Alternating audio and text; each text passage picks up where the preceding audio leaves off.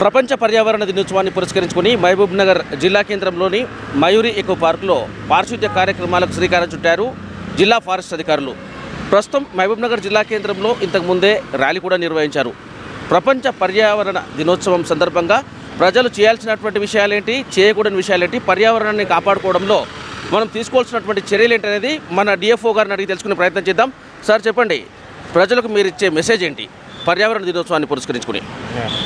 So నా పేరు సత్యనారాయణ, నేను district forest officer Mahabubnagar. So మనందరికీ తెలుసు, ప్రతి సంవత్సరము జూన్ 5th రోజు వరల్డ్ ఎన్విరాన్మెంట్ డే అనేది జరుపుకుంటున్నాము. సో ప్రపంచ పర్యావరణ దినోత్సవం.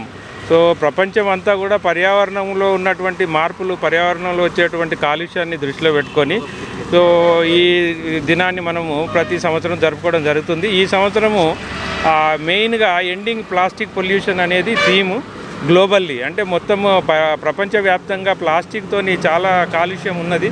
వాతావరణ కాలుష్యం, మీరు గాలి కాలుష్యం కానీ, నీటి కాలుష్యం ఎక్కువైంది, అట్లనే సాయిల్ కూడా కాలుష్యం అయింది ప్లాస్టిక్తోని.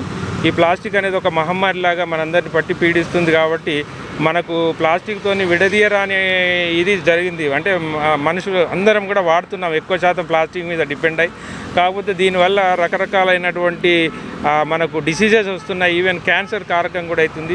ఇప్పుడు చూసినట్టయితే ప్రతి మనిషి లోపల ఎంతో కొంత మైక్రాన్ల ప్లాస్టిక్ ఉన్నట్టుగా కూడా నిర్ధారణ అవుతుంది. కాబట్టి దీన్ని నివారించడం అనేది ఒకటే మార్గం. సో దీనికి ఆల్టర్నేట్ చేసుకోవడము, ప్రతి వాళ్ళు కూడా ఇప్పుడు ప్లాస్టిక్ ఎక్కడైతే వాడుతున్నామో ఇళ్ళల్లో బ్యాగ్స్ వాడతాం, ప్లాస్టిక్ బ్యాగ్స్, కవర్స్, అవన్నీ కూడా చాలా డేంజర్. అట్లే వాటర్ బాటిల్స్ వాడతాం, అవి కూడా డేంజర్. వీటికి ఆల్టర్నేట్ చాలా ఉన్నాయి. మనకు జూట్ బ్యాగ్స్ వస్తున్నాయి, క్లాత్ బ్యాగ్స్ వస్తున్నాయి. ఇవన్నీ కూడా వాడడం స్టార్ట్ చేయాలి ప్రతి ఒక్కరు. ఇది ఎవరు చెప్పాల్సిన అవసరం లేదు. ఫ్యూచర్ జనరేషన్లో పిల్లలు వీళ్ళందరూ కూడా ఆరోగ్యంగా ఉండాలంటే ప్రతి ఒక్కరు పాటించాల్సినటువంటి అవసరం ఉన్నది. కాబట్టి దాన్ని పురస్కరించుకొని మనము ఈరోజు మహబూబ్నగర్లో పెద్ద ఎత్తున ఒక ర్యాలీ కూడా నిర్వహించాము. అందరు పిల్లల్ని కానీ, ఆ స్పోర్ట్స్ పీపుల్ని, వాకర్స్, వీళ్ళందరినీ కూడా జమ చేసుకొని మనం పెద్ద ఎత్తున ర్యాలీ నిర్వహించాము. సో ఈ ర్యాలీలో కూడా ఇదే మెసేజ్ ఇచ్చాము, మెయిన్గా ప్లాస్టిక్ను నివారించడం. అదే కాకుండా ముఖ్యంగా మనకు అందరికీ తెలుసు, ఇప్పుడు వనమహోత్సవం అనేటువంటి కార్యక్రమం కూడా ప్రతి సంవత్సరం చేస్తున్నాము.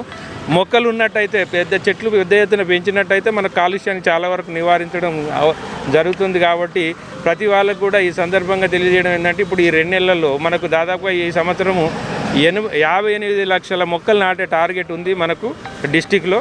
సో అందరూ భాగస్వాములై ప్రతి వాళ్ళ ఇళ్లల్లో కానీ ఎక్కడ ఖాళీ జాగా ఉంటే అక్కడ మొక్కలు నాటుకోవడమే ఒక్కటే దీనికి ఉత్తమమైన మార్గం. కాబట్టి నేను ఈ సందర్భంగా అందరిని కూడా తెలియజేయడం ఏంటంటే, మొక్కలు పెద్ద ఎత్తున నాటండి, ప్లాస్టిక్ వాడకాన్ని కొద్దిగా తగ్గించుకోండి. మీ రోజువారీ జీవితంలో ప్లాస్టిక్ అంతా కూడా తగ్గించుకున్నట్టయితే ఆరోగ్యకరంగా ఫ్యూచర్ జనరేషన్స్ కానీ మీరు కానీ ఆరోగ్యంగా ఉంటారనేది నేను అందరికీ తెలియజేస్తాను. Thank you.